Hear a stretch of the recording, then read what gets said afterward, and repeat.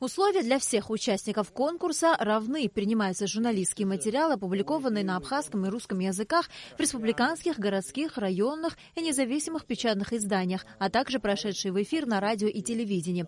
Это могут быть материалы различных жанров: очерки, зарисовки, интервью, проблемные публицистические статьи, корреспонденции, репортажи, документальные фильмы. В конкурсе могут принять участие отдельные журналисты, а также творческие коллективы авторов. Каждое издание, редакции, радио или телевидения представляют на конкурс не более 3 отобранных ими публикаций и радио- и телепередач. Председатель Союза журналистов Абхазии Руслан Хашик поздравил всех работников СМИ с профессиональным праздником и подчеркнул, что в наше время для полноценной работы журналиста нет каких-либо препятствий.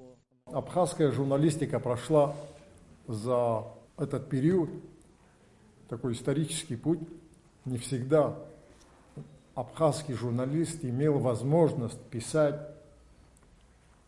печататься, излагать свои национальные интересы.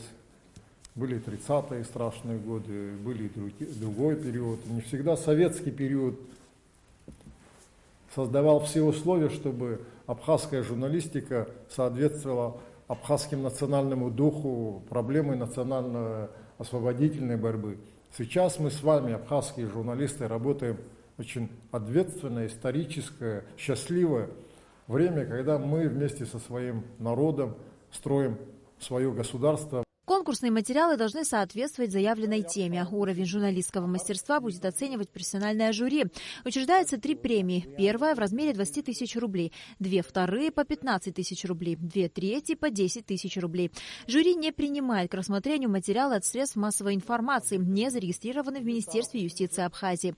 Председатель Госкомитета по репатриации Вадим Харазия также поздравил представителей СМИ Абхазии и высоко оценил их труд и профессионализм. Искренне хочу вас поздравить. И мы все читаем газеты, и помимо местных, республиканских и других газет, зарубежных. И я вам скажу, что ваш профессионализм ничем, ваша планка ничем не ниже, чем у других известных таких газет и журналистов. Все материалы нужно представить в Союз журналистов до 1 декабря 2017 года в оригинале или ксерокопии и сопроводить заявкой участника. Конкурс завершится 1 декабря 2017 года, а его итоги будут опубликованы в СМИ. Еще один творческий конкурс, объявленный Союзом журналистов, определит лучшую журналистскую работу 2017 года. Конкурс завершится 1 декабря. На Алакове Саида Гухава, Леон Адлиба, Абхазское телевидение.